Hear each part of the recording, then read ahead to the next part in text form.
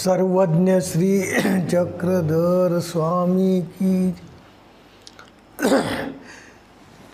श्रीमच्चक्रधरांद्री पंकजरता संवेद कला स्वादिता प्रेमामोद सुसार नित्य निरता स्वानंद आह्लादिता चिद्ब्रह्मादिपलोग पुष्पजनिता नंदादिसारोजिता सद्धर्मोक्तिसुरंजिता मधुकरा श्रीनागदेवा नमो। सर्वज्ञ श्री चक्रधर स्वामी की जय।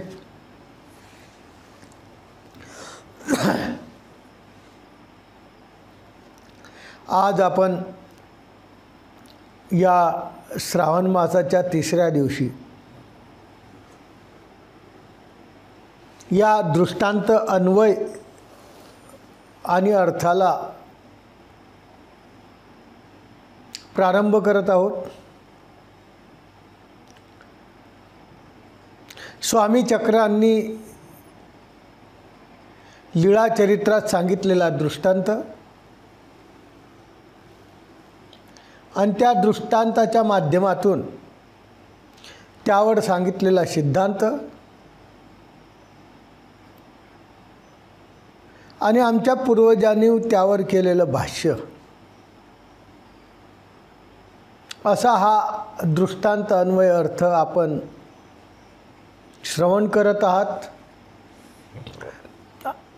आता आपला पुढचा दृष्टांत आहे सोमकांताचा।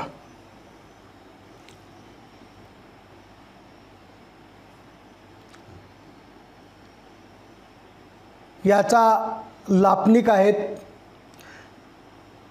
परब्रह्मविद्या ते अधिकार्याशीच संचरे जैसा सोमकांताचा।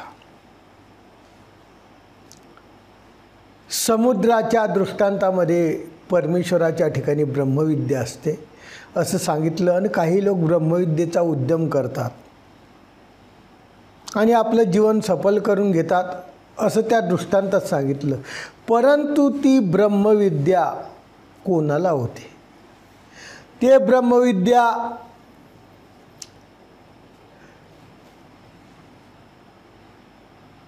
सर्वांना एकदाच होते का? म्हणून ते सांगतात की ते ब्रह्मविद्या अधिकार्याशीच देते संचरे। अधिकार्या जो आहे, ज्याला ज्ञानाचा अधिकार घडलेला आहे, अशाच जीवाला त्या ब्रह्मविद्येचा संचार होतो, ब्रह्मविद्येचं ज्ञान देतात, बोध होतो। जसा सोमकांत, सोमकांत नावाचा एक पाषाण आहे, आपण बघितला नसेल, कोणीच बघितला नाही, पण या सोमकांता पाषाणाचा एक अलग अशा पाषाण आहे। इतर आपण पाषाण पाहिले असतील, पण त्या पाषाणामध्ये आणि या पाषाणामध्ये फरक आहे। काय फरक आहे तर ते सांगतात, आपण दृष्टांत आता वाचणार आहे।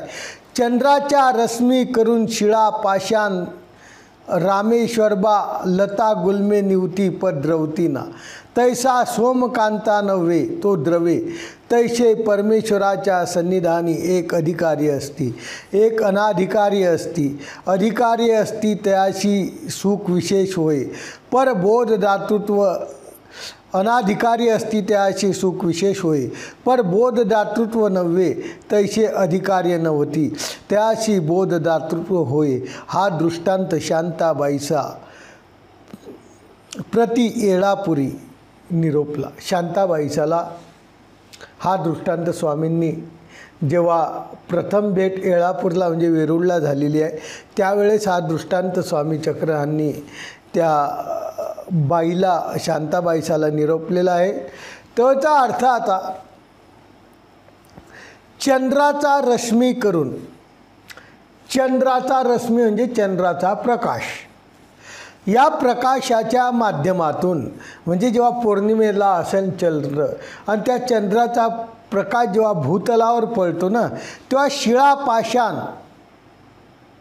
शिळा आहेत मोठमोठ्या, पाषाण आहेत म्हणजे दगड आहेत, आणि रामेश्वर वास त्याच्यामध्ये वासना सांगतात की लता गुल्मे निवती, म्हणजे शिळा असो का पाषाण असो किंवा लता म्हणजे वेली असो का मोठे झाडं असो, ते निवती म्हणजे शांत होतात. चंद्राचा प्रकाश यांना शांत करून टाकतो. पाषाण हा उन्हाळ्यात सूर्याच्या प्रकाशाने गरम होतो, परंतु त्याच्यावर चंद्राचा प्रकाश पडला तर तो काय होतो, निवतो म्हणजे शांत होतो. त्याप्रमाणे लता गुल्मेसुद्धा रात्रीच्या वेळेस टवटवीत होतात. त्या प्रकाशाच्या माध्यमातून ते निवतात, पण द्रवत नाही. निवतात म्हणजे शांत होतात. द्रवणं म्हणजे त्याच्यातून थेंब थेंब पाणी येणं, आणि निवणं म्हणजे काय होणं, शांत होणं. म्हणजे निवणे आणि द्रवणे याच्यामध्ये फरक आहे. म्हणून ते म्हणतात की पाषाण शिळा ह्या शांत होतात, लता झाडं वगैरे शांत होतात, परंतु त्या चंद्राच्या प्रकाशाच्या माध्यमातून कधीच ते निवत आपले द्रवत नाही. तसा सोमकांता नावाचा पाषाण आहे. सोमकांता नावाचा एक पाषाण आहे, तो त्या प्रकारचा नाही आहे, यांच्यासारखा नाही आहे.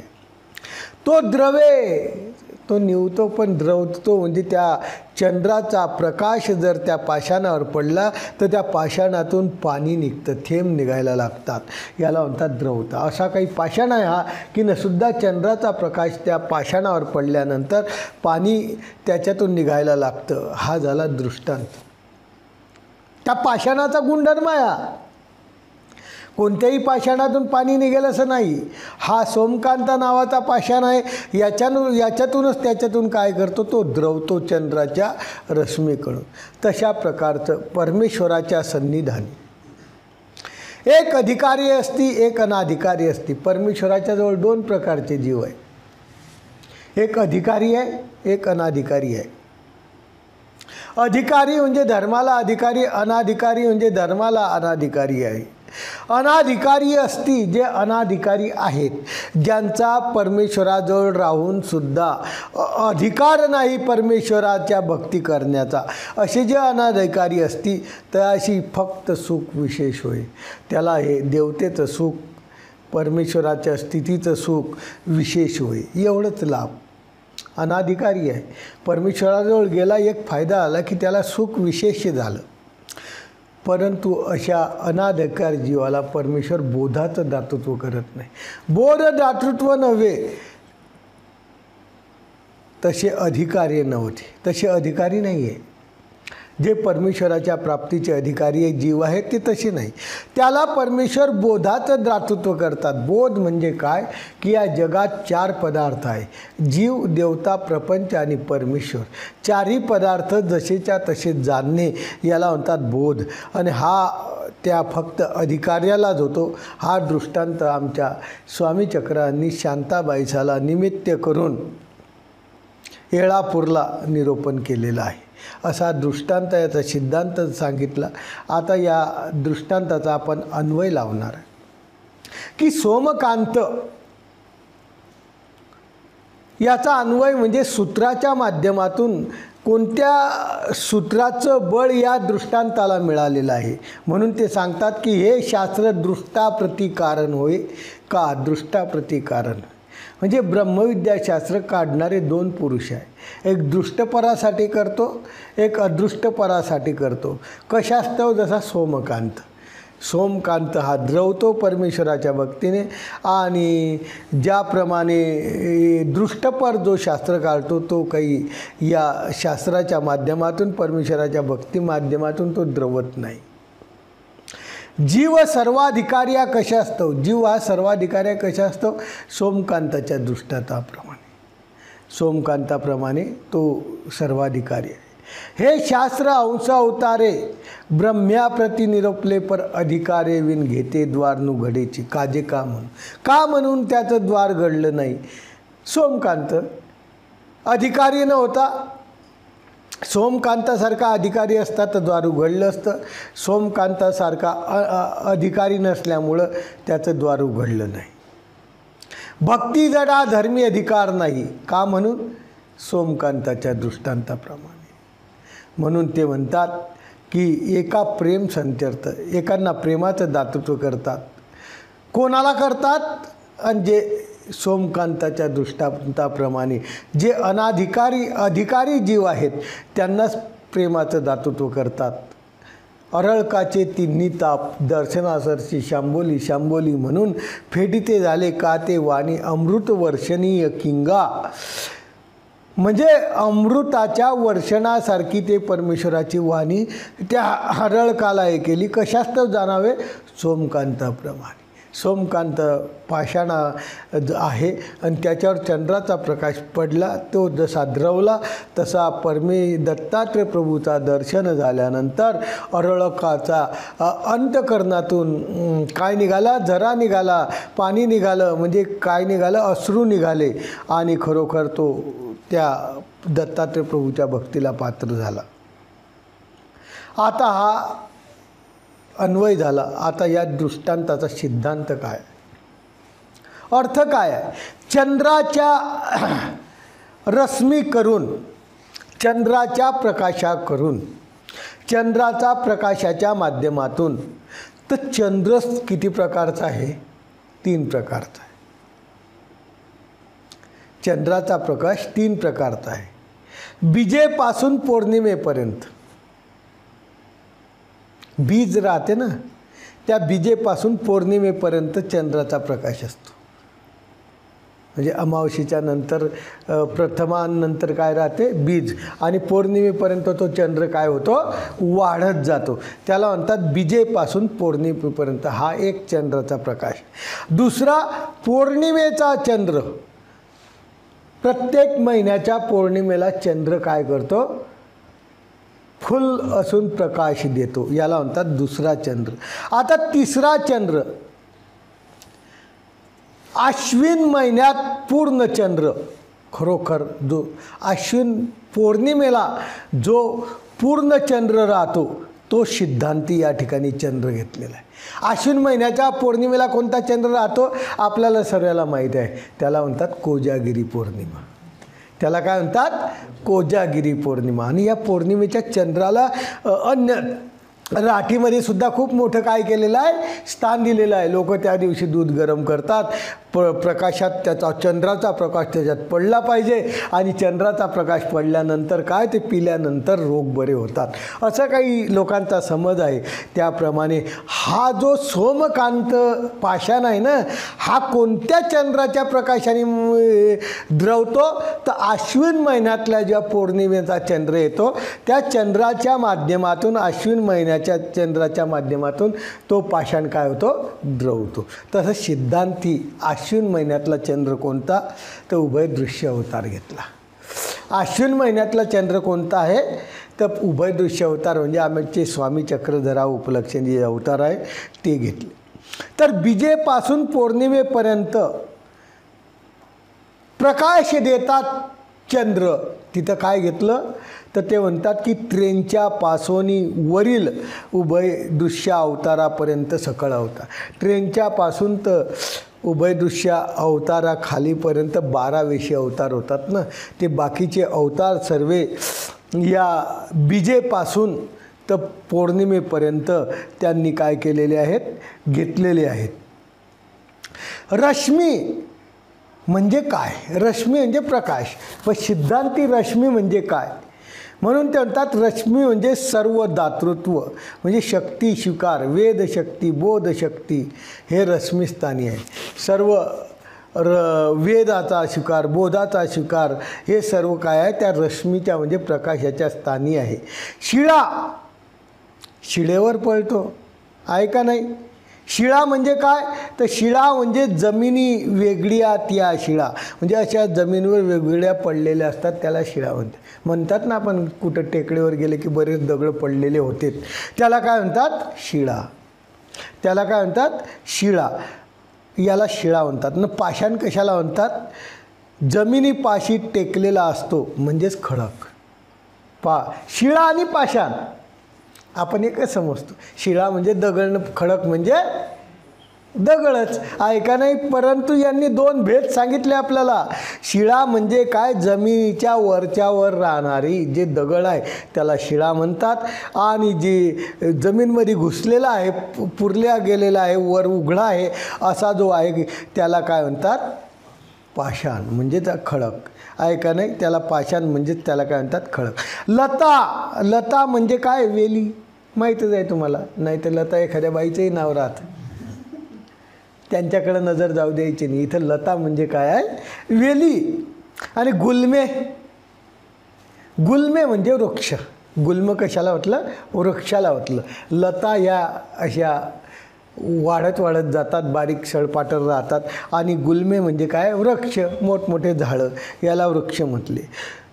आता या लता आणि गुल्माच्या ठिकाणी सिद्धांतामध्ये काय आहे, तदस्थानी अधिकारी जीव. अधिकारी जीव घेतले की ज्याप्रमाणे त्या अधिकारी जीव घेतले म्हणजे त्यांच्यावर प्रकाश पडला तर ते निवतात. निवती पण द्रवती ना, ते निवतात पण द्रवत नाही. म्हणजे न्यायी काय झालं सांगितलं, शिळा पाषाण लता गुल्मे हे काय होतात, निवतात. निवतात म्हणजे शांत होतात पण द्रवत नाही. सोमकांता, सोमकांता नावाचा एक पाषाण आहे, तो काय होतो, द्रवतो, म्हणजे त्याच्यातून पाणी येतो. चंद्राच्या प्रकाशाच्या माध्यमातून चंद्राचा प्रकाश त्या पाषाणावर पडल्यानंतर त्याच्यातून पाणी निघायला लागतं.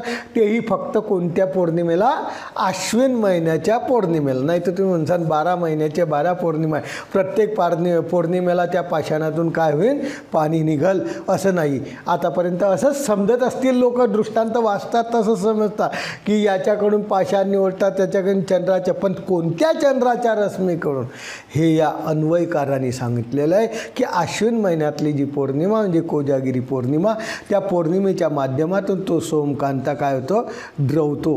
तो 3 प्रकाराने द्रवतो. एकाशी नसुद्धा पाझर येतो, 3 प्रकाराने द्रवतो तो पाषाण. एकाला नसुद्धा पाझर, पाझर म्हणजे घाम आल्यासारखा. एकाशी थेंब निघतो, त्याच्यातून काय होतं, थेंब थेंब बाहेर निघतो, आणि एकातून डायरेक्ट पाणी व्हायला लागतं. 3 प्रकार ते वाहण्याचे आहेत. कोणकोणते सांगितले, एकाला फक्त काय होतं, पाझर म्हणजे घाम येणे, एका असून त्याच्यातून थेंब बाजूला पळतात त्या पाषाणातून, आणि एक पाषाणातून काय होतात, पाणी व्हायला लागतं. अशा प्रकारचे 3 आहे. आणि एक फुटती पर चंद्राच्या रश्मी करून ते काय होतात, फुटते म्हणजे त्याचे तुकडे होऊन जातात. अशा प्रकारे सिद्धांती काय सांगितलं, तर कर्मराटीचे जीव जे आहे ते निववतात. कर्मराटीचे जेवढे जीव आहे परमेश्वर त्यांना काय करतात, लता गुल्मे निवती, म्हणजे त्यांना काय करतात, त्या कर्मराटीच्या जीवांना शांत करतात. आणि दैवराटीचे जीव जे आहे ते द्रवतात, म्हणजे त्यांच्या डोळ्यातून आसू येतं परमेश्वराकारणे. कर्मराटीचे जीव येतात, मंदिरात हात जोडतात. अनेक चरित्रामध्ये अनेक प्रकारचे विधानं आलेले आहेत की स्वामी चक्रांना भेटायला आले, भेटायला आल्यानंतर जी निवालो जी, निवालो जी आहे का नाही, पंचरंडा आला पंचरंडा गेला असं लोक म्हणायचे. आणि आमच्या स्वामींनी त्याला फक्त काय केलं, शब्दाच्या भाषेतून पंचगंगा म्हटल्या, तुमच्या पंचगंगा निकेनी असती, जी निवालो. निवालो म्हणजे काय झालं, लता गुल्मे निवती. त्याप्रमाणे कर्मराटीच्या जीवाला त्यांनी काय केलं, निववलं. प्रतिकूल संस्काराचे जे आहेत ते फुटतात. प्रतिकूल संस्काराचे जे जीव आहे, जसे ते पाषाण फुटतो म्हणे, तसा प्रतिकूल संस्काराचे जीव आहेत ते फुटतात. मग कर्मराटीमध्ये निवविती द्रवविती म्हणजे दृष्टपर जैसे, दृष्टपर कर्मराटीमध्येही निववतात, द्रवतात. जसे संतोषा चरित्रामध्ये होऊन गेलेला आहे. काळस्फोट माळिनी, काळस्फोट माळिनी तिच्या जीवेला फोड झालेला होता, खूप मोठं दुःख होत होतं. रात्रभर ती खूप त्या अशा प्रकारची आरोळ्या मारायची.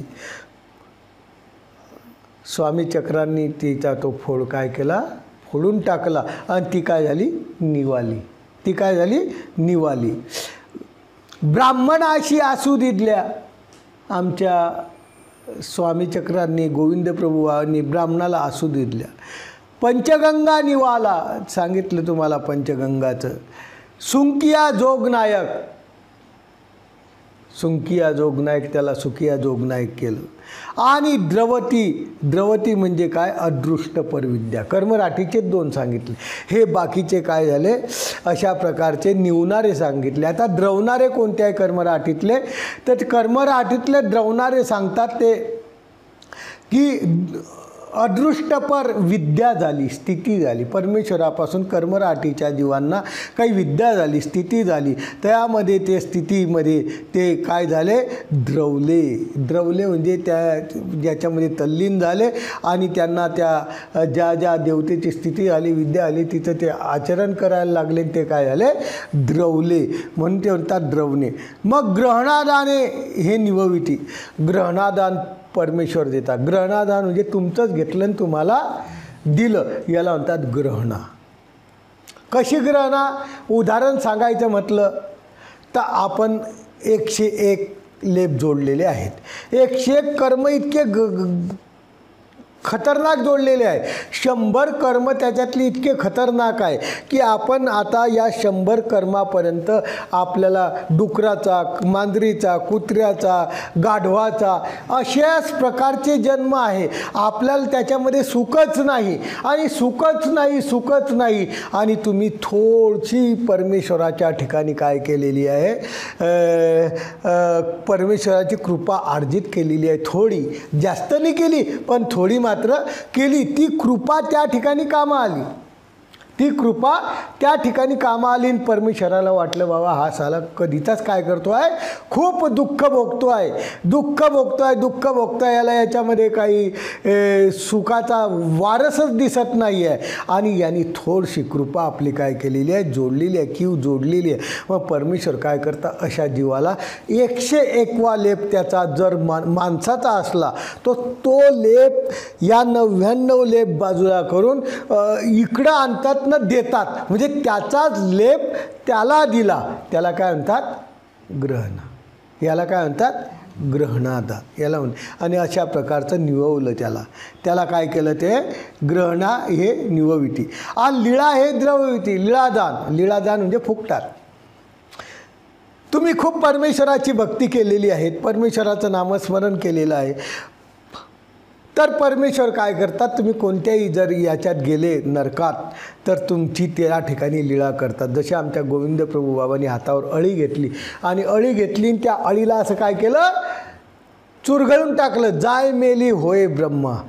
ती त्या दुःखातून मुक्त झाली, तिचा त्या ब्रह्म्याच्या फळाचा अधिकार नव्हता, पण परमेश्वराने त्या जीवाची काय केली, लीळा केली। आपण किती मुंग्या मारतो, म्हणजे आपल्या पायाखाली मुंग्या मेल्या म्हणजे त्या मुंग्यांना काही खूप नाही, तो त्या कर्मातून मुक्त झाला रे, तो मुक्त झाला, पण तुला किती अविधी घडला, तू किती हिंसामध्ये त्या प्राप्त झाला, हे तुझं काम नाही, हे फक्त कोणाचं काम आहे, परमेश्वराचं काम आहे। फक्त परमेश्वरच हे करू शकतो। म्हणून ते म्हणतात की लीळादान हे काय करतात, द्रवविती।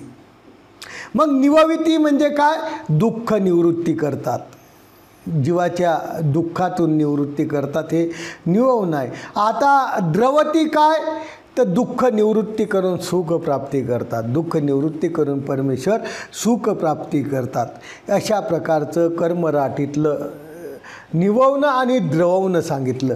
आता दैवराठीमध्ये निवविती आणि द्रवविती म्हणजे काय, तर वेद नामे येणे करून हे करतात, निववितात, आणि द्रवविती म्हणजे बोध देतात, येणेकरून काय करतात, द्रव होतात, म्हणजे वेदाच्या आवडी करणं याला म्हणतात निववणं, आणि बोध देणं परमेश्वराने त्या जीवाला, त्याला काय म्हणतात,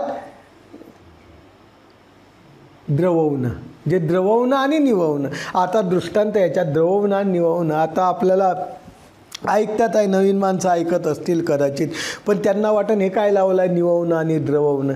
त्या सोमकांताच्या पाषाणाच्या माध्यमातून आपल्याला स्वामींनी याच्यामधून काय सांगितलं, एक मोठं तत्त्वज्ञान सांगितलं की तो दृष्टांत दिला, पण तो दृष्टांताहून हा असा सिद्धांत आहे की निववणं कशाला म्हणतात आणि द्रववणं कशाला म्हणतात। तेच म्हणतात की अनेक निववणं काय, तर अनुसरणे करून प्रेम प्रेम देतात, त्यामध्ये निववतात. किंवा वेदशक्ती बोधशक्ती अनुसरल्याशी द्रववती म्हणजे प्रेम देतात. म्हणजे अनुसरल्याला द्रवणं म्हणजे काय देणं, प्रेम देणं, त्याचा अधिकार आला की. आणि जे प्रतिकूल संस्काराचे जीव आहेत, प्रतिकूल संस्काराचे जीव आहेत, ब्रह्मसाना उपलक्षणे महदाश्रमा उपलक्षणे, अशा प्रकारचे स्वामींना ज्यांनी खरोखर त्रास दिला, अशा प्रकारचे जे जीव आहेत, हे जीव प्रतिकूल संस्काराचे जीव हे संपूर्ण शोभाचे आहे. यांना काय क्षोभ आहे, ती माया काय होणार आहे, क्षोभणार आहे. आणि सृष्टी व्यवस्थेचे प्रतिकूल म्हणजे कर्मराटीतही नरक भोगावं लागतील आणि दैवराटीतही त्यांना काय भोगावं लागतील, नरक भोगावं लागतील. अशा प्रकारचा दृष्टांत या ठिकाणी काय केलेला आहे, संपलेला आहे सोमकांताचा. त्याच्यामध्ये काय मिळालं आपल्याला नवीन की निवविती द्रवविती. तो सोमकांता पाषाण द्रवतो, पण कोणत्या पौर्णिमेने द्रवतो, फक्त आश्विन पौर्णिमा, कोजागिरी पौर्णिमा, त्याच पौर्णिमेने द्रवतो, फक्त त्याच दिवशी द्रवतो, दुसऱ्या दिवशी नाही. बाकीचे अवतार बीजापासून तर पौर्णिमेपर्यंत चाललेल्या चंद्रासारखे आहे, त्या परीने त्या अवतारच्या जीवांचं कार्य करता. हे एक नवीन असा दृष्टांतातून सिद्धांत आपल्याला सांगितला. पुढा हिरखनियाचा, पुढचा दृष्टांत काय आहे, हिरखनियाचा, हिऱ्याची खाण. हिरखनियाचा म्हणजे हिऱ्याची खाण. लापनिक म्हणतात, झाली ब्रह्मविद्या जीवाचे निकारणे, एका गोमट्या कारण होय, एकता ओकट्या कारण होय, जैसा हिरखनीचा. सुंदर दृष्टांत आहे हो. एका दृष्टांताचं सुंदर असं विवेचन केलं आहे. लापनिक काय म्हणतो याचा, की मागं ब्रह्मविद्या झाली, पण ब्रह्मविद्या आल्यानंतर सर्वांनी त्या ब्रह्मविद्येचा सारखा वापर केला का, म्हणून पुढचा दृष्टांत त्याच्यामध्ये सांगतात की झाली ब्रह्मविद्या. ब्रह्मविद्या तर जितक्या अधिकारी होते त्यांना झाली, परंतु प्रत्येक जीवानी त्याचा फायदा घेतला का नाही घेतला ते सांगतात. एका गोमट्या कारणे होय, एका जीवानी त्या ब्रह्मविद्येत झाल्यानंतर खरोखर ते गोमटं करून घेतलं, प्राप्त करून घेतलं. आणि एकाने ती ब्रह्मविद्या झाल्यानंतर ओकट्या कारण होय. ओकट्या कारण होय ज्याच्यापासून झाली त्याच्यावरच विपरीत बुद्धी येणं, किंवा एखाद्या मानव पंथाच्या संन्याशावर देवावर विपरीत बुद्धी येणं. म्हणून ते म्हणतात की एका ओकट्या कारणे होय, एक गोमट्याला होते, एक कुठे झाली ब्रह्मविद्या. दोघाला परमेश्वरांनी सारखीच दिली, पण दोघांनी एकाने काय केला, त्याचा संधीचा फायदा केला, आणि एकाने त्याचा काय केला की ते नुकसान करून घेतलं स्वतःचं. अशा प्रकारचे दोन. कारण शाळेमध्ये मास्तर असतात, जेव्हा आपण शाळेमध्ये जातो तेव्हा ते शाळेमध्ये मास्तर लोक सर्वांना शिकवण्याचा प्रकार सारखाच, शिकवता सारखंच, काही अडचण नाही, परंतु एकाच्या डोक्यात बसतं आणि एकाच्या डोक्यात नाही. परीक्षाचा रिझल्ट आला की एक चांगल्या मार्काने पास होतो आणि एक झिरो होतो. तशा प्रकारची ब्रह्मविद्या एकाला झाली त्यांनी चांगला फायदा घेतला, एकाला नाही झाली त्यांनी झाली पण त्यांनी त्याचा फायदा घेतला नाही. म्हणून गोमट्या कारण होय का ओकट्या कारण जैसा हिरखनीचा. आता हिरखनीचा दृष्टांत आपण वाचणार आहे. कौनी एक हिऱ्याची खाणी खंती, खनत खंता खांब राखीती, ओडर तेथमध्ये टेका सुती, त्या षटकोनी हिरा सापडे, एका शिरकनी सापडे, एक नसुद्धा रिगे निगे, एखाद्यावर दरड पडे, तैसे परमेश्वर सन्निधानी असता, एका मोक्ष होय, एका देहविद्या होय, तथा संत फळे होती, एका सृष्टी शून्य होय, एका नित्य नरक होती. हा दृष्टांत गोसाई भट्टाप्रती नेवासा गावाला भट्टोबासाला स्वामी चक्रांनी हा दृष्टांत काय केलेला आहे, निरूपण केलेला आहे. नेवाशाला निरूपण करता करता सांगितलं की असेही ब्रह्मविद्येचे जाणकार आहेत की ते गोमटही प्राप्त करतात, काही ओकटही प्राप्त करतात. म्हणून कसे तर हिरखनीचा दृष्टांत सांगितला. कौनी एक हिऱ्याची खाणखंती, हिरा हा टेकडीमधून जमीनमधूनच निघतो. मग काय करतात, हिऱ्याच्या खाणी राहतात, जशा कोळशाच्या खाणी, जशा दगडाच्या खाणी, जशा मार्बलच्या खाणी, तशा कशाच्या खाणी राहतात, हिऱ्याच्या खाणी. आता हिऱ्याच्या खाणी काय करतात, ते खणतात. आता खणता मधी जातात. आता मधी जातात, टेकळ खूप मोठा आहे आणि खणता मधी गेला. मधी गेल्यानंतर काय करतो, तो खांब ठेवतो. कारण पुढं जायचं आहे ना, मग त्याला काय ठेवावं लागेल त्या ठिकाणी खांब. जसं वेरूळचं लेणी वगैरे त्याच्यात खांब आहे, त्या खांबावर काय होतं त्याच्या पलीकडेही जात. त्या खांबामुळं त्या वरच्या जो टेकडी आहे त्याचा टेका त्या खांबावर काय होतो बसतो. म्हणून ते म्हणतात की खणत खणता खांब राखीती, किंवा ओदरे तेथं टेका, जिथे खड्डा गिड्डा असला तिथं टेका सुती, म्हणजे अवांतर टेका, जसं स्लापला लावतात तशा प्रकारचे काही टेके देतात. आणि असे जे करतात प्रयत्नाने त्या ठिकाणी ते टेकडी कोरतात, त्या एखाद्याला, सर्वालाच नाही, सर्वाला सापडला असता तर सर्व श्रीमंत आले असते, व एखाद्याला षटकोनी हिरा सापडे. षटकोनी म्हणजे 6 कोणाचा हिरा त्याला काय होतो सापडे. एक जो आहे बिचारा त्याने बी प्रयत्न केला पण त्याला हिरकणी सापडली. हिरा आणि हिरकणीमध्ये फरक आहे. षटकोनी हिरा अमूल्य आहे, हिरकणी बी हिऱ्याचाच प्रकार पण छोटासा आहे का नाही. त्याला फक्त हिरकणी सापडते. हिरकणी कशासाठी वापरतात, काच वगैरे कापण्यासाठी वापरतात, त्याला काय म्हणतात हिरकणी. आणि हिरा हा षटकोनी राहतो, अशा प्रकारचा हिरा त्या एकाला सापडला, एकाला हिरकणी सापडली. एक बिचारा खोदत खोदत आतमध्ये गेला पण सुद्धा रिगे निगे मध्ये गेला आणि वापस आला, काहीच सापडलं नाही. नुसतीच काय केली, हमाली झाली, गेला परंतु काही सापडलं नाही. आणि एक जो होता तो बिचारा खत्ता खत्ता मध्ये गेला, अकुशलता झाली, जमलं नाही, वरून दरड पडली, मध्ये दबला. मध्ये काय आला, दबला, एकावर दरड पडली. म्हणजे पहा, अशा प्रकारचे खोदणारे पुरुष 3 आहे. एकाला षटकोनी हिरा सापडला, एकाला हिरकणी सापडली, एक सुद्धा गेला आला आणि एकावर दरड पडली. असे 4 प्रकारचे पुरुष आहे. हिरे शोधताना त्यांना अपयश आलं, एकाला फायदा झाला, बाकीच्याला अपयश आलं, काहीला हिरकणी थोडासा फायदा झाला, पण एक सुद्धा गेला आलाच. जसा जन्माला आला हेलान पाणी वाहता वाहता मेला, तशा प्रकारचा हा तिथं खोदलं आणि वापस आला. आणि एक तर बिचारा गेला आणि त्याच्यावर दरड पडली मेला. तशा प्रकारचा परमेश्वराच्या सन्निधानी असतं. परमेश्वराच्या जवळ असताना एका मोक्ष होय, एका देहविद्या होय, तथा संत फळे होती. एकाला मोक्ष होतो, एकाला देहविद्या होते, एकाला संत फळं होतात, एक सृष्टीशून्य होय, एकाला नित्य नरक होतात. त्याप्रमाणे परमेश्वर हिरा, परमेश्वर हे आहे. आणि परमेश्वराच्या सन्निधानी हे 4 पुरुष आहे. या 4 पुरुषामध्ये एक परमेश्वराच्या सन्निधानी असतो, तो बिचारा परमेश्वराने सांगितलेल्या प्रत्येक गोष्टीचं पालन करतो, आचरण करतो, त्याला परमेश्वर मोक्ष देतात. एक बिचारा तिथं राहिला परंतु परमेश्वराचा आचार केला नाही, करता करता काय झाला, त्याच्याहून विपरीत झाला, म्हणजे पडला, त्याचा आचार त्या ठिकाणी भंगला. त्याला काय म्हणतात, परमेश्वर जाऊ द्या, केला ना थोडाफार पण भंगला, म्हणून त्याला देहविद्या होत आहे. आणि एक जो आहे तो बिचारा करत गेला पण जितका मनापासून केला नाही, त्याला संत फळे झाली. संत फळे म्हणजे देवतेचे फळे झाले. आणि एक जो होता, जसा त्याच्यावर दरड पडली तसा हा सृष्टीशून्य झाला.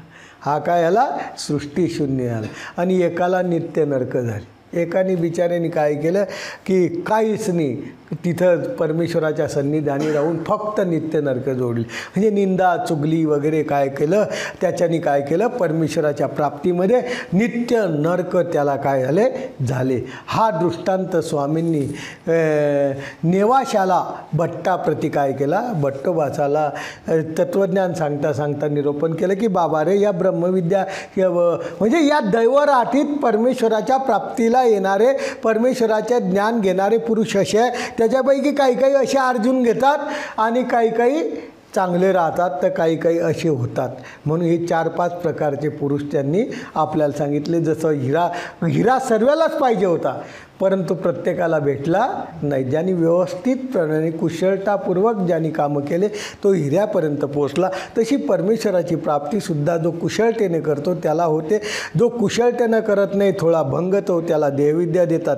त्याच्यापेक्षा जो खाली येतो, आचार समान करत नाही त्याला फळाधिके होतात आणि जो एखादा पुरुष आहे तो त्याच्यामध्ये निगे रिगे निगे त्याप्रमाणे एखादं सृष्टी शून्य होऊन त्याला नित्य नरक होतात.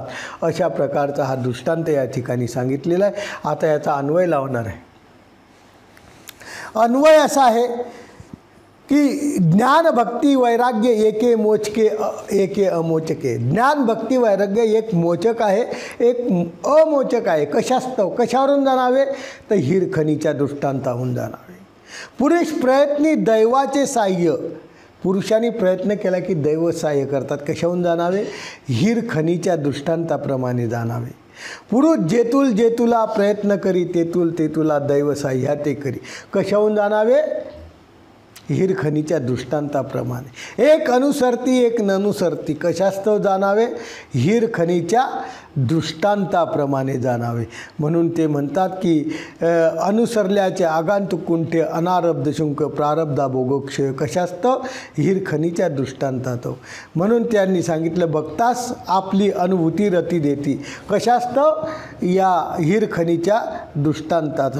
असे अनेक प्रकारचे वचनाचे प्रमाण आमच्या भाष्यकारांनी दिले या दृष्टांतासाठी की या वचनांचा उपयोग या दृष्टांतासाठी आहे किंवा या दृष्टांताचा उपयोग या वचनांसाठी स्वामींनी केलेला आहेत. अशा प्रकारचा अन्वय त्या ठिकाणी लावला म्हणून त्याला म्हणतात अन्वय. आता आपल्याला याचं काय करायचं आहे अर्थ लावायचा. अर्थ काय लावायचा आहे म्हणून ते सांगतात. आपण दृष्टांत आता ऐकलाच. हिऱ्याची खाण. हिऱ्याची खाण शोधायची आहे ना. मग हिऱ्याची खाण म्हणजे काय सिद्धांतामध्ये हिऱ्याची खाण काय आहे तर ते म्हणतात की हिऱ्याची खाण म्हणजे परमेश्वर, परमेश्वराचा अवतार. त्याला म्हणतात हिऱ्याची खाण. किंवा हिऱ्याची खाण म्हणजे असन्निधानी अस्थिपरीचा आचार. स्वामी चक्रांनी अस्थिपर सांगितली त्याचा आचार. खणत खणताना काय होतं तर असन्निधानीचा पुरुष आहे. असन्निधानी म्हणजे परमेश्वर आपल्याला सोडून गेले. आता परमेश्वर आपल्याजवळ नाही. आपण काहीही केलं तर परमेश्वर आपल्याजवळ येणार नाही. पण परमेश्वराने सांगितलेलं जे ज्ञान आहेत, जे वचन आहेत, जे चरित्र आहेत, जे भक्ती आहे, जे आचरण आहे ते करणं याला म्हणतात असन्निधान. आणि हे असन्निधान परमेश्वराचं जे आहे परमेश्वर निघून गेले पण त्यांनी सांगितलेल्या ज्ञानाचं सन्निधान आहे. पण असे जे असन्निधानीचे प्रयत्नी आहे पुरुष प्रयत्न करतात अस्थिपरीचं आचरण करतात त्यांना परमेश्वर सन्निधान दर्शन वेद बोध देतात. खणत खणता खांब राखीती. खणत खणता काय करतात खांब राखतात पडू नये म्हणून. मग त्या ठिकाणी काय ओदरे त्यामध्ये टेकास होती. दरड पडू नये म्हणून त्याच्यामध्ये टेकास होतात. इथं काय आहे न्यायी जैसे खांब राखतात तसे अनुसरणार्थी. अनुसरणाच्या अर्थी या जीवानी जर संन्यास घ्यायचा असला त्या अर्थी खांब राखतात. म्हणजे काय करतात पुरुष प्रयत्नी दैवाचे साह्य. तो फक्त अनुसर तुला परमेश्वर साह्य करतील. पुरुष जेतुला प्रयत्न करी तेतुला दैव सहायते करी. असा दुसरा खांब. तिसरा खांब काय तू उभा ठाकलाशीची पुरे सिद्धी ते येथून नाही. तू उभा राह तू फक्त काय कर उभा. कोणतंही काम आपल्याला जीवनामध्ये करायचं तर परमेश्वरावर काय करा समर्पित करा. परमेश्वराला अर्पण करा. देवा तुला अर्पणी देवा मागतो हे तुझंच आहे. तुलाच करायचं आहे. मी फक्त काय निमित्त मात्र. असा भाव आपल्या अंतःकरणात आला पाहिजे. पण आपण आपल्या अंतःकरणात भाव येतच नाही. आपल्या अंतःकरणात आपल्या स्वाभिमानाचा भाव येतो. मंदिरात बी येताना आपला स्वाभिमान, देवाच्या विशेषही उचलताना आपला स्वाभिमान. आणि हा स्वाभिमान इतका नळतो की एका दिवशी आपल्याला कोण्यातरी खड्ड्यामध्ये तो घेऊन जातो. म्हणून स्वामी सांगतात की असे खांब जे आहेत हे खांब आपल्या जीवनामध्ये उतरवायला पाहिजे. तेव्हा परमेश्वर आपल्याला सहाय्य करतील. त्याला षटकोनी हिरा सापडे. असे जे खांब उभे करतात न मध्ये जातात त्याला षटकोनी हिरा सापडे. म्हणजे काय होतं तर अनुसरल्याला आणि अनुसरला आणि प्रेमिया या दोघांना षटकोनी हिरा सापडतो. म्हणजे काय होतं, अनुसरल्याला शाब्द अपरोक्ष सामान्य विशेष असं ज्ञान होतं. आणि जो अनुसरला जो भक्त आहेत त्या भक्ताला काय होतं, अपरोक्ष प्रेम, सामान्य प्रेम, विशेष प्रेम अशा प्रकारचे प्रेम त्यांना त्या ठिकाणी होतात. म्हणून ते म्हणतात की त्यांना अशा प्रकारचे खांब राखल्यामुळं षटकोनी हिरा सापडले. म्हणजे काय झालं तर अशा प्रकार त्याच्यामध्ये अविद्याछेद, प्राप्तीचा आनंद असं सर्व त्याला मिळतं आणि तो षटकोनी हिरा त्याला सापडतो. मात्र एकाला सर्वाला नाही सापडला, एकाला षटकोनी हिरा सापडला, एकाला काय झालं, हिरकणी सापडे छोटीशी, त्याच्यातच तो बरीवरतो माझ्याकडे काय आहे, हिरकणी आहे.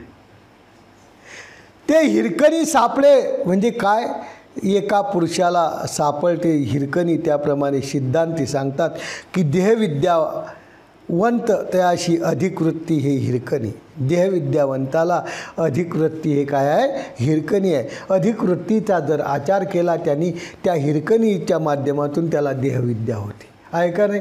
यांनी हे केलं, त्याला षटकोनी हिरा सापडला आणि यांनी काय केलं, अधिकृती हिरकणीप्रमाणे केली तर त्याला देहविद्या झाली. पुढे समान वृत्ती म्हणजे आपला आचार जसा होता तसाच परत दोष घडल्यानंतर आचार केला तर त्याला संत फळादिके होतात. त्याला म्हणतात की समान वृत्ती. आणि प्रायचितावंताशी चतुर्विधाला चिरा बसणे. तिसरा पुरुष सांगतात की एखादा काय केलं, दोष तर घडला परंतु त्यांनी फक्त त्या दोषाबद्दल खूप मोठं दुःख केलं परमेश्वराजवळ, अधिकरणाजवळ, आणि तो दोष परमेश्वराने उपसाण्यात घातला आणि याला नरकाला जाऊ दिलं नाही. याला काय केलं, नरकाला जाऊ दिलं नाही. त्याला काय आहे, स्वर्ग, नरक, कर्मभूमी आणि मोक्ष असे 4 चतुर्विध कर्मफळ आणि प्रत्येक जीव या चतुर्विधेच्या कर्मफळात आज भोगतो आहे. आज आपण कर्मभूमी म्हणजे मनुष्य देहामध्ये आहे, उद्या नरकामध्ये जाऊ, कुठं जाऊ काही सांगता येत नाही.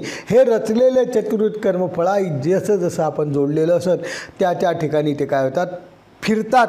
परंतु यांनी काय केला, समान वृत्तीचा आचार केला, म्हणून प्रायचित घेऊन केला, म्हणून त्याला काय झालं, चतुर्विधेला चिरा बसला. हेच त्याची हिरकणी, हीच त्याची काय आहे, हिरकणी. आता वेदवंत कोरा पर अनुसरला नाही. वेदवंत आहे म्हणजे परमेश्वराची खूप आवड आहे. कोरा आहे म्हणजे त्याला बोधही झाला नाही, काहीही झालं नाही, अशा प्रकारचा कोरा आहे. पण अनुसरला नाही म्हणजे संन्यास घेतलेला नाही, अनुसरण घेतलं नाही आणि कर्मराटीमध्ये आहे. असा जर असेल तर त्या पुरुषाला कृतयुगी जन्म होऊन, त्या पुरुषाला कृतयुगी जन्म होतो आणि चैतन्य प्राप्ती होते. हेच त्याची हिरकणी.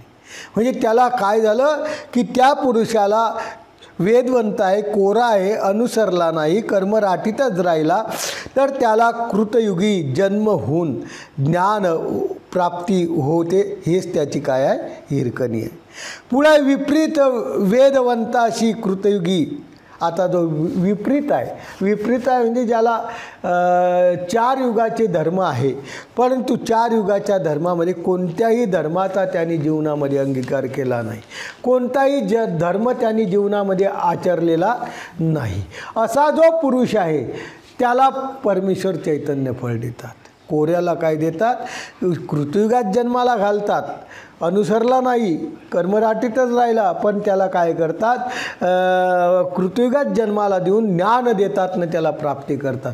परंतु एखादा जो 4 धर्मावरून विपरीत आहे, येथीचा नाही, फक्त त्याला परमेश्वराचं आवड आहे, बाकी कोणतीच देवतेची भक्ती आयुष्यात केली नाही, असा जो पुरुष आहे त्याला सुद्धा कृतयुगात जन्म देऊन चैतन्य फळ आमचे परमेश्वर त्या जीवाला देतात. बोधवंताशी जावळा प्रमादियाशी झाला. बोधवंताला आहे त्यालाही अशा प्रकारच्या ओळखणीचे चैतन्याचे फळ होतात. हेच त्याची काय आहे, हिरकणी आहे. एखादा शाश्वत समलोका ते पावे. एखादा जीव योग भ्रष्टासारखा तो शाश्वत समलोकाते पावे, ही त्याची काय आहे, हिरकणी आहे. एक नसुद्धा रिगे निगे, एक पुरुष काय केला, मधी गेला आणि आला, काहीच सापडलं नाही. आहे का नाही, काहीच सापडलं नाही. हिरकणी सापडली, त्याचे 4-5 पुरुष बसवले, परंतु एखादा नसुद्धा गेला आणि वापस आला, गेला आणि वापस आला, असा जो पुरुष आहे त्याला काय तर म्हणतात की विकल्प प्रमादी आणि विपरीत प्रमादिया. विकल्प प्रमाद म्हणजे परमेश्वराची भक्ती करता करता सोडून देणं आणि देवतेची भक्ती करणे याला म्हणतात. आम्ही खूप परमेश्वराचं केलं हो, पण काही परमेश्वराने आमच्याकडं लक्ष दिलं नाही. अरे तू परमेश्वरापर्यंत पोहोचलाच नाही. परमेश्वरापर्यंत पोहोचायला खूप मोठी ताकद लागते, खूप मोठं अंतःकरणामध्ये भक्ती लागते. सर्व सृष्टीचा जगाचा मालक आहे आणि तू फक्त आला आणि 4 आण्याची अगरबत्ती, 2 रुपयाचे पानं, तेही नारळ सडकं येऊन वाहून गेला तर खरंच परमेश्वर प्रसन्न होईल का? होणारच नाही.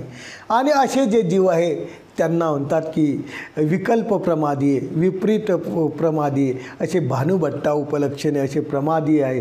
ते नसुद्धे रिगे निगे, काही नाही, फक्त गेले आणि वापस आले. म्हणजे एवढं खोदून मध्ये गेले आणि वापस आले, यांना काहीच भेटलं नाही हो त्याच्यावर. आणि एकावर दरड पडे. शेवटचा काय आहे, तो गेला खंता मध्ये गेला आणि वरून काय झालं, पडली. तिथंच मोक्ष आहे का नाही, तिथंच तो संपला. त्याला काय होतं तर ते म्हणतात की असा जो आहे तो म्हणजे हिंसक प्रमादिया.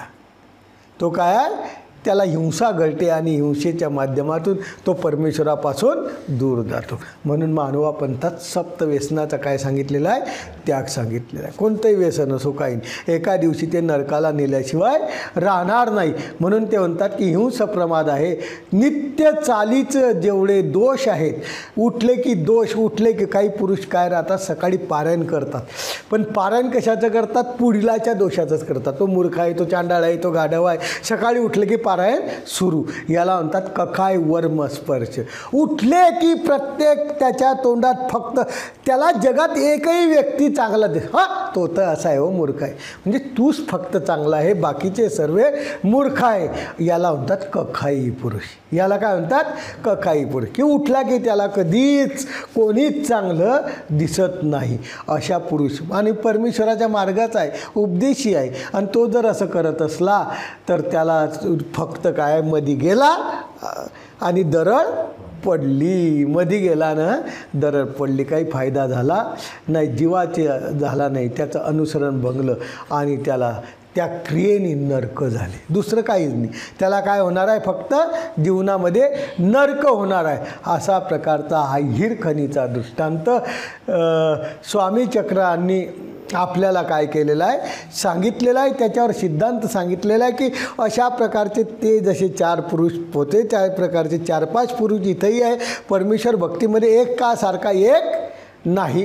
कोणी बिचारा प्राप्तीच्या मागं लागतो, कोणी बिचारा काय करतो, जाऊ द्या आपल्याला काही झाली नाही म्हणून दोष आचरून करतो, परत पस्तावा येतो, परत पहिल्यावर येतो. एखादा परत प्रायचित घेऊन म्हणतो जाऊ द्या पहिलं होतं तसंच आपलं चालू ठेवावं. अशा प्रकारचा काही आहे. काही काय करतात नसुद्धे रिगे निगे, सर्व दरळ आपल्यावर पाळून घेतात हिंसाप्रमाणे. आणि हे आपण करायचं नाही, विकल्प प्रमादासारखं आपण करायचं नाही. जीवनामध्ये आलेलो आहे, परमेश्वराची भक्ती भेटलेली आहे, आपण खूप भाग्यवान आहे. इतके भाग्यवान आहे की परमेश्वराची भक्ती हे प्रत्येकाला भेटत नाही. आणि परमेश्वराची भक्ती करणं काही वाईट नाही. परमेश्वर दयाळू, मयाळू, कनवारू, कृपाळू आहे. आणि परमेश्वराचं जे भक्ती आहे ती एकदम शांततेने चालणारी. परमेश्वर आपला फक्त काय आहे, विश्वास पाहिजे, शांतता पाहिजे आणि आपल्या अंतःकरणातली शांतता. आमच्या देवाने सांगितलं, अहंकाराचे रोप उपरून टाका, शांतीचं रोप लावा. जोपर्यंत तुम्ही अंतःकरणात कोणतीही गोष्ट शांततेने धार्मिक केल्याशिवाय करसान तोपर्यंतच तो परमेश्वर स्वीकार करेन. गडबडमध्ये केली तर काही स्वीकार करणार नाही.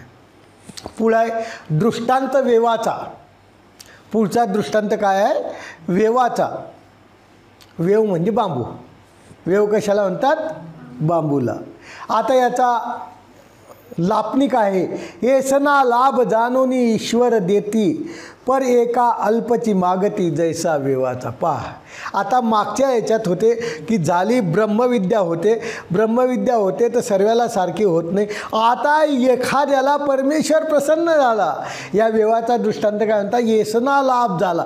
अचानक त्याला एवढा मोठा लाभ मिळून दिला आणि मिळून दिल्यानंतर तो ईश्वर म्हणतो, पाय माग, तुला काय मागायचं. तो काय करतो, संसारातलंच मागतो, अल्पच मागतो. काय नाही, माझ्या पोराचं लग्न होऊ दे, माझी बिल्डिंग होऊ दे, मला अमुक होऊ दे, अमुक होऊ दे. हे काय अल्प आहे, बिलकुल अल्प आहे. आणि हे जर मागला तर जैसा वेवाचा. म्हणून स्वामी म्हणतात की असं मागणं म्हणजे एक बांबूच्या दृष्टांताप्रमाणे. म्हणून त्यांनी सांगितलं एक बांबूचा दृष्टांत, वेवाचा दृष्टांत म्हणजे बांबूचा दृष्टांत सांगितला. तो कसा आहे तो आता आपण वाचणार आहे. ते म्हणतात, कवनी एक साडी असे हाटाशी वेव घ्यावया जाय, हाट वेळ नव्हे म्हणून वृक्षा एका खाली निजे, वरुते पाहे तो सरळ दांडी देखे, मग म्हणे अरे याचे कैसे बरवे वेव होईल, ते वेव पडे वेव घे खांद्यावर घालूनी निघे, मग तो म्हणे आगा मी कल्पवृक्ष, प्रसन्न आलो माग माग मोडिये तोडिये अनेक वेवची दे. तैसा परमेश्वर प्रसन्न झाल्या, काही विषय व्यवहार मागावा, परमेश्वर प्रसन्न आल्या जीवे परमेश्वराचं प्रेम मागावं. हा दृष्टांत गोसावी गौराईसाला दिला. एका कानशेच्या ब्राह्मणाला म्हणजे कनाशीला सुद्धा हा स्वामींनी दृष्टांत सांगितलेला आहे. कनाशीच्या ब्राह्मणाला स्वामी प्रसन्न आले, माग काय पाहिजे तुला. तो म्हणतो, असं आहे का, तुम्ही खूपच प्रसन्न आले, काय पाहिजे. सुने हाती ताक भात दे. दृष्टांत आहे. स्वामी म्हणतात, अरे हे तर मिळेनाच, आणि काहीतरी माग. काही नाही, हेच द्या. परत स्वामी म्हणतात, अरे मी प्रसन्न आलं आहे, माग काहीतरी माग. काय करा, 2-4 शेताच्या पाट्याही कोणतरी दाबून ठेवल्या, त्या मोकळ्या व्हाव्या. झालं. बाईसा म्हणते, बाबा तुम्ही याला 4-4 वेळा माग म्हणताना हा मागतो. तेव्हा स्वामींनी सांगितला हा दृष्टांत काय वेवाचा, की याला झाली साडियाची पर. कशी तर एक साडी म्हणजे कपडे तयार करणारा, साडी म्हणजे कपडे तयार करणारा. तो हात काय करतो की ते खटक खटक मारताना खटक खटक तो कपडा काय होतो, विणला जातो. एकदा काय होतो, त्याचा दांडा तुटतो. दांडा तुटला की त्याचं काम होतं बंद. मग आता काय करावं, तो काही सांगवे गावासारख्या खेड्यात काही भेटणार नाही, म्हणून एखाद्या शहरात जातो की शहरात भेटन बुवा, म्हणून तो काय करतो की हाटाशी जातो. हाटाच म्हणजे बाजारात जातो. कशासाठी, वेव घ्या म्हणजे बांबूचा दांडा आणण्यासाठी. हाट वेळ नव्हे म्हणजे बाजाराची वेळ नसेल, बाजार भरायला टाईम असेल, म्हणून ते काय म्हणतात, वृक्षा एका खाली निजे. जाऊ दे, तोपर्यंत आपण एक झाडाच्या खाली काय करू. उन्हाळ्याचे दिवस राहतात, झाडाची थंडीगार हवा राहते, तिथं काय करू, एक झोप. आपलीला झोप मानवाला खूप आवश्यक. झाडाखाली झोपतात, शेतात झोपतात, आहे का नाही, अनेक एस टीमध्ये झोपतात, रेल्वेमध्ये झोपतात, कशात झोपणार नाही सांगतात नाही, पोथीमध्ये बी झोपतात. हेच काय हो, मोबाईलमध्ये चालू आहे, ऑनलाईन चालू आहे, छातीवर मोबाईल आहे, आणि पाहता पाहता काय झाली, झोप लागून गेली. इतकी झोप आहे, इतकी बेकार झोप आहे ही झोप, इतकी बेकार आहे की ते छातीवरचा मोबाईल छातीवरच ऐकत बसला, हा मात्र झोपून गेला. काही कळालंच नाही, ते द्रव्य न अमक होय ना काय. त्याच्यामुळं काय झालं की जास्त डोक्याच्या वर गेलं की झोपीची गोळी घ्यायचं काम पडत नाही, आपापच झोप येते. असे बी काही असतील. आता ऑनलाईनमध्ये आपल्याला काय समजतं पण आहे. आता फक्त मी एकच आहे इथं की मला पाहतो आहे, मला तुम्ही दिसत बी नाही आहे, तुम्ही तरी मला पाहता आहेत. अशा प्रकारचा हा दृष्टांत. म्हणून तो काय केला, त्या झाडाखाली काय झाला, झोपला. वर पाहिलं त्या झाडाला एक दांडी अशी सरळ दिसली, एकदम सरळ. आणि तो विचार करतो, अरे आपण बाजारात जातो आहे, पण ही दांडी जर आपल्याला भेटली तर किती चांगलं होईल असं म्हणावं, आणि ती दांडी खाली यावी. आनंद झाला. बाजारात जायचं वाचलं, त्याच्यात महत्त्वाची गोष्ट काय वाचले, पैसे वाचले. जे पैसे आहेत ते तर आपण जपतो, काय पैसे वाचले. दांडी घेतली आणि काय करतो, खांद्यावर घेतो, निघाला. तेवढ्यात ते झाड बोलायला लागलं. झाड कधी बोलत नाही, मात्र हे झाड बोलायला लागलं. हे झाड बोलायला लागलं. तुम्ही कोणत्या झाडाखाली गेल्यानंतर तुम्हाला ते झाड काही बोलणार नाही. हे दृष्टांत दिलेलं आहे स्वामी चक्रांनी सिद्धांत सांगण्यासाठी. म्हणून ते झाड बोलायला लागलं, अरे आगा मी कल्पवृक्ष, अरे कुठं चालला, मी कल्पवृक्ष आहे, मी प्रसन्न आलो तुला, माग तुला काय पाहिजे, काय पाहिजे ते माग. आता जर कल्पवृक्षाचं झाडच जर प्रसन्न झालेलं आहे तर काय मागावं. बिनडोक माणसं, डोक्याचा वापर खूप कमी, प्रपंचात जास्त डोक्याचा वापर. तो काय म्हणतो, मोडीये तोडीये आणि व्यवची दे. हे जर तुटलं ना परत दुसरं भेटणार नाही, म्हणून दुसरं एक दांडीच दे, दुसरी काय कर, दांडीच दे. मोडीये तोडीये आणि व्यवची दे. विचार करा, ते कल्पवृक्ष मागत आहे आणि कल्पवृक्ष जर प्रसन्न झालेला आहे तर यांनी काय मागायला पाहिजे होतं, कपड्याच्या थप्प्याच मागायला पाहिजे होत्या. याला भेटून गेल्या असत्या, फक्त बाजारात नेऊन विकायचं काम राहिलं असतं, खटक हलवायची गरज पडली नसती. परंतु याचा फक्त त्या दांड्यावर जोर, फक्त आपला दांडा नाही, अशी आपली बुद्धी जी आहे ती त्या ठिकाणी उपयोगी गेली नाही. आणि तो अनेक व्यवची दे तशा प्रकारचा पर या कनाशीच्या ब्राह्मणाची झालेली आहे. ते म्हणतात तसा परमेश्वर प्रसन्न झाला. परमेश्वर जर प्रसन्न झाला तर जीवानी काही विषय व्यवहार मागा, पुत्र मागावं, धन मागा, काहीच नाही, कोणीच कामा येत नाही. आता कोरोना महामारी आहेत, सर्वाला पुत्र आहेत, सर्वाला मुली आहेत, सर्वाला सर्व काही आहे. पण आपण मेल्यानंतर त्या आमदार आहेत, खासदार आहे, खूप मोठमोठे लोक आहे, पण मेल्यानंतर त्यांची दशा पाहता आपण की सर्व जागेवरच जातं. हो, आपल्याला कुठं नेऊन टाकतात काही समजत नाही, कोणीच कोणाचं नाही. कोरोना महामारीने एक जीवनामध्ये शिकून दिलं की माणसाला माणसापासून दिलं की या जगात कोणी कोणाचं नाही, कोणालाच कोणाजवळ येऊ देत नाही आणि तेही जात नाही. बरेच लोक म्हणतात नाही तुम्ही करून घ्या, आम्ही काही त्याला हात लावणार नाही. म्हणजे अशा प्रकारची माध्यमातून लोकांची प्रवृत्ती आहे आणि परमेश्वर प्रसन्न होतो आहे. आणि आपण त्यांना काय मागायचं, सोने हाती तक्र भात दे, हे मागायचं. अरे काही मागायची पद्धत झाली नाही. हो, या बिमारीपासून शिका की आपल्याला एकटंच त्यांनी राहायचं केलेलं आहे. ते एकटा राहण्यासाठी देवाच्या धर्माची भक्तीची आपल्या अंतःकरणात काय आहे, अत्यंत गरज आहे. जोपर्यंत परमेश्वर आपल्या अंतःकरणात बसत नाही तोपर्यंत आपल्याला कोणी तारू शकत नाही. म्हणून विषय व्यवहार मागावा ना, जीवे परमेश्वराचे प्रेम मागावे. जीवानी काय करायचं, परमेश्वराचं प्रेम मागायचं. हा दृष्टांत स्वामी चक्रांनी गौराईसालाही दिला आणि कानसेच्या ब्राह्मणावर, कनाशीच्या ब्राह्मणाला सुद्धा हा दृष्टांत सांगितला आणि खूप मोठा सिद्धांत सांगून दिला की बाबा रे, की या व्यवासारखी कोणाचीही परिस्थिती या जगात व्हायला नको, या साळ्यासारखी कोणाचीही परिस्थिती व्हायला नको. जे योग्य आहे आपल्याला जो धर्म मिळाला आहे, जे ज्ञान, त्याच्या माध्यमातून परमेश्वराला फक्त मागायचं की परमेश्वरा मी एकटाच आहे आणि तूच माझा काय करताय, रक्षण करता. सध्या तरी आपला फक्त परमेश्वरच रक्षण करताय, कोणी रक्षण करू शकत नाही. म्हणून ते म्हणतात तर काही मागावे आणि ते कर्म अशा प्रकारचं हा वेवाच्या दृष्टांताप्रमाणे ही कथा आहे. आता आपल्याला अन्वय लावायचा आहे. अन्वय असा आहे की ईश्वरी जीव निल्लळ होते. सूत्र आहे देवाचं, निल्लळ, ईश्वरी जीव निल्लळ होते. निल्लळ म्हणजे प्रीतिरहितता, म्हणजे ईश्वरावर त्यांचा विश्वास नसणे, याला म्हणतात निल्लळ. याला काय म्हणतात, निल्लळ. असे जीव काही ईश्वराला निल्लळ होतात. ते कशाने होतात, वेवाच्या दृष्टांताप्रमाणे.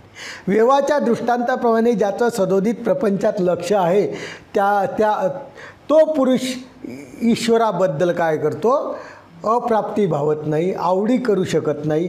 म्हणून ते म्हणतात की ईश्वरी जीव निल्लळ होते. जीव स्वार्थपर कशामुळे, या वेवाच्या दृष्टांताप्रमाणे. प्रत्येकाला असं वाटतं की आपल्याला काहीतरी स्वार्थ व्हावा. सर्व स्वार्थीच आहे म्हणून स्वार्थ साधतात. दृष्टे अदृष्ट न साधे, दृष्ट नि अदृष्ट साधत नाही. कशामुळे? तर ते म्हणतात की वेवाचा दृष्टांत, या साळीयाचा दृष्टांत असा आहे की या दृष्टांताच्या माध्यमातून सांगितलं की दृष्टपर जर वासना केली तर अदृष्टपर काहीही प्राप्त होत नाही. म्हणून ते म्हणतात की अशा प्रकारचे वचनं त्या दृष्टांतावरही दिले आणि सांगितलं भोज्या येथ अनुसरी जे तर ऐशा अधोपरीच्या वृक्ष होईल. जर इथं नाही अनुसरले तर असा अधोपरीचं वृक्ष व्हावं लागेल. कशास्तव? वेवाच्या दृष्टांताप्रमाणे, त्या साळ्याच्या प्रमाणे आपली गत होईल. म्हणून ते म्हणतात की असा परमेश्वर या जगामध्ये उद्धार करतो आणि तो खरोखर एखाद्याला प्राप्त झाला तर त्यांनी त्या साळ्यासारखं काही करायचं नाही. परमेश्वराला आपलं परमेश्वराचं प्रेम मागायचं, कैवल्य दानाचं दातृत्व मागायचं. या दृष्टांतापासून आपल्याला हे त्यांनी काय केलेलं आहे? शिकवलेलं आहे. बस झालं.